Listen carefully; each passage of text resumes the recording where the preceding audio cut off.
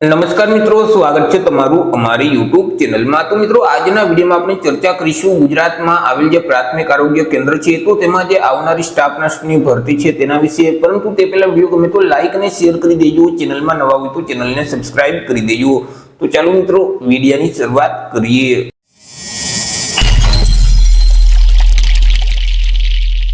તો મિત્રો આજે મંજૂરી ઠરાવ છે તે ગુજરાત સરકારનું જે આરોગ્ય અને પરિવાર કલ્યાણ વિભાગ છે તેના દ્વારા 2/4/2025 ના રોજ આ ઠરાવ બહાર પાડવામાં આવેલો છે।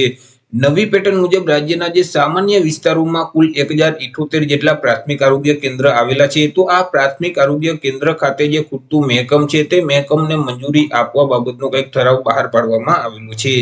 વિગતવાર માહિતી મેળવીએ તો કે મિત્રો વિભાગના તારીખ 16/7/2025 ના ઠરાવ મુજબ નક્કી કરેલી જે નવી પેટર્ન છે તો આ નવી પેટર્ન મુજબ રાજ્યના સામાન્ય વિસ્તારોમાં આવેલ જે કુલ 1078 જેટલા પ્રાથમિક આરોગ્ય કેન્દ્ર છે તો આ પ્રાથમિક આરોગ્ય કેન્દ્ર ખાતે જે ખૂટતું મહેકમ છે તેને મંજૂર કરવાની વર્ષ 2025-26 માં નવી બાબત તરીકે કરાયેલી જે જોગવાઈ છે તેને વહીવટી મંજૂરી આપવા બાબત સરકારની વિચારણા હતી અને પુખ્ત વિચારણાના અંતે આ જગ્યાઓ ભરવા માટે વહીવટી મંજૂરી પણ આપી દેવામાં આવેલી છે।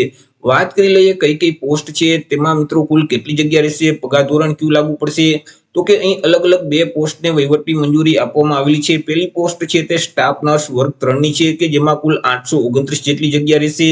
તેના માટે જે પગાર ધોરણ છે તે પે મેટ્રિક લેવલ 5 મુજબ આપવામાં આવશે એટલે કે ₹29,200 થી લઈ 92,300 નું જે પગાર ધોરણ છે તે મુજબ ઉમેદવારને પગાર મળવાપાત્ર થશે।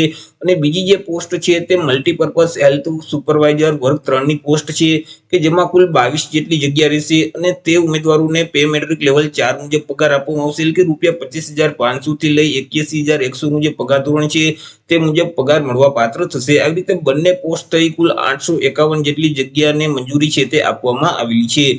મિત્રો સીધી ભરતીના ફાળાની જે જગ્યાઓ છે તે વહીવટી મંજૂરી મળ્યેથી 6 માસમાં સીધી ભરતીથી ભરવા અંગે જે સામાન્ય વહીવટ વિભાગ અને નાણાં વિભાગ મારફતે સ્થાયી સમિતિની મંજૂરી મેળવી અને ભરતી પ્રક્રિયા છે તે હાથ ધરવાની રહેશે એટલે કે મિત્રો અહીં વહીવટી મંજૂરી છે તે આપવામાં આવેલી છે।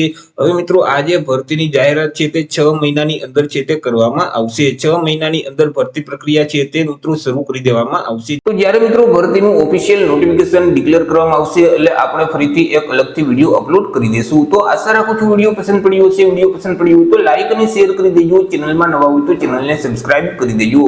ફરી મળીશું એક નવા ટોપિક સાથે એક નવા વિડીયોમાં। ત્યાં સુધી જય હિન્દ, વંદે માતરમ।